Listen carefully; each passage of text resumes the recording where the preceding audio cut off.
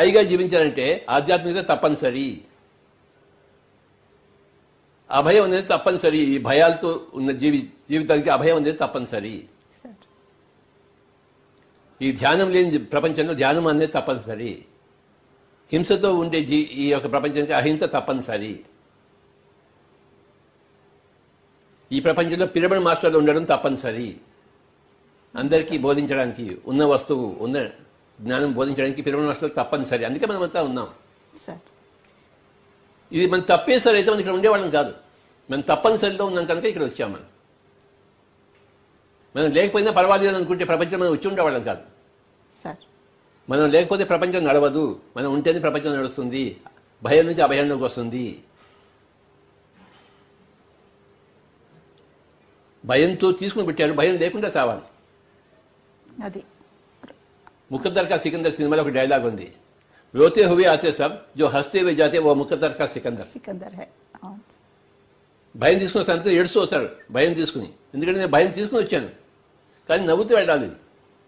ముఖద్దర్ కా Sikandar. రోతే హువే Aathe sub per జో హస్తే హువే జాతే high వే ముఖద్దర్ కా సికందర్. అలా వెళ్ళాలి. పుట్టా అందరూ అలానే పుట్టాం, ఏడుస్తూనే పుట్టాం. ఎవడైనా నవ్వుతూ పుట్టాడేంటి? కానీ నవ్వుతూ వెళ్ళడం చాలా మంది ఉన్నారు. సలసలా నీళ్లు కాగే దాంట్లో కూడా నువ్వు కూర్చోబెట్టి సిక్కు గురువులని ఉడికేసి చంపారు. అవును సార్. చంపలేదా? చంపారు సార్. వాళ్ళు సంతోషంగా వెళ్ళి ఆ కుండలో కూర్చున్నారు ఉడుకుతున్న నీళ్లలో. అవును సార్. లేదా? అవును సార్. విషపాత్ర ఇచ్చినప్పుడు సోక్రటీస్ తీసుకున్నాడా లేదా? అంటే వాడు నవ్వుతూ వెళ్ళాడా, ఏడుస్తూ వెళ్ళాడా? సోక్రటీస్ నవ్వుతూనే వెళ్ళాడు సార్.